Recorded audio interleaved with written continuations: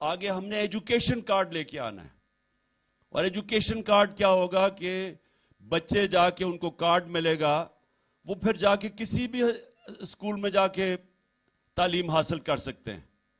تو یہ بھی اب یہ میرا اگلا انشاءاللہ جب بھی اللہ نے موقع دیا تو ایجوکیشن کارڈ تھا کہ ایک غریب کے بچے کو وہ کیوں گندے اسکول میں جائے, اس کو بھی موقع ملے اچھے اسکولوں میں جانے کا. اور اس سے کیا ہوگا, اس سے ہوگا کہ اسکول بہتر ہو جائیں گے.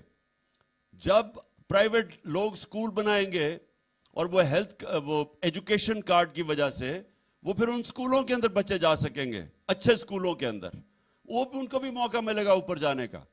ہیلتھ کارڈ کی وجہ سے پہلی دفعہ دیہات کے اندر پرائیویٹ ہاسپٹلز بن رہے تھے, عام ڈاکٹرز چھوٹے چھوٹے ہاسپٹل کھول رہے تھے ہیلتھ کارڈ کی وجہ سے.